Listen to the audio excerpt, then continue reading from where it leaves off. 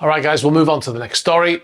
Now, if you remember, just a few days ago, we showed you a video of superyacht Lady Mara and superyacht Venus crashing into each other in strong winds.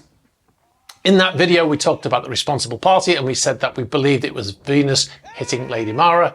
However, we've had another video sent in from a different perspective, a different angle, and it's very clearly showing the wind direction, and it looks like Lady Mara swung around and hit motoryacht Venus.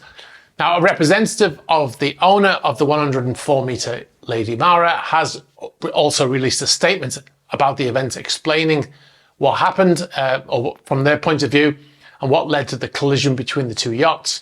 The statement reads, Lady Mara anchored in the Bay of Naples at a depth of 40 meters with 7 shackles of chain deployed, which is the minimum required for safe anchoring under the given conditions. Several hours later, Venus arrived at the anchorage and seemingly misjudged the length of the chain that Lady Mara had in the water. Subsequently, a violent squall with winds of 50 to 55 knots from an unexpected direction, different from the prevailing forecasts, caused the impact.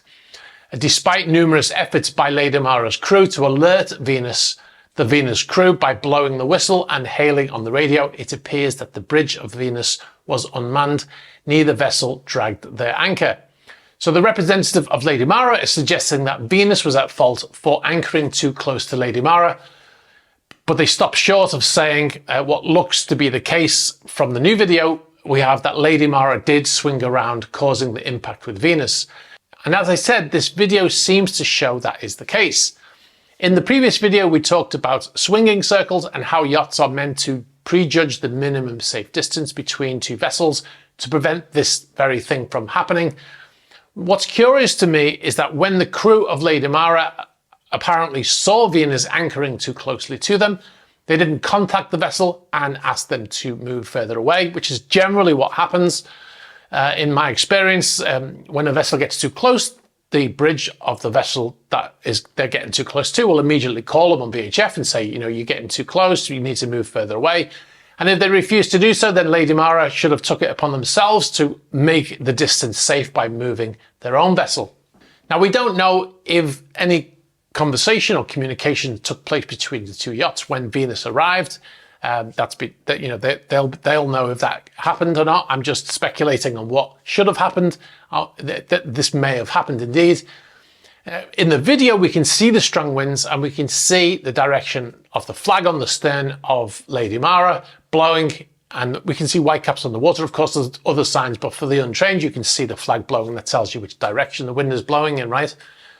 Now, what also is curious to me is that in the previous video, people were saying, why didn't they blow the horn? Which they clearly did, and you can even hear it in that very video being blown. Obviously, the horn is at the front of the vessel, up on the mast, and so it does sound like it's in the distance, and it's blowing forwards as well. So, you can hear it though; it's clear. Hey! Hey!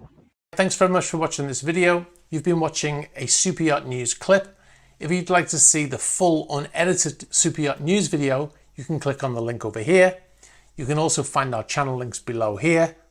And if you'd like to see more shorter videos like this one, be sure to subscribe to this channel.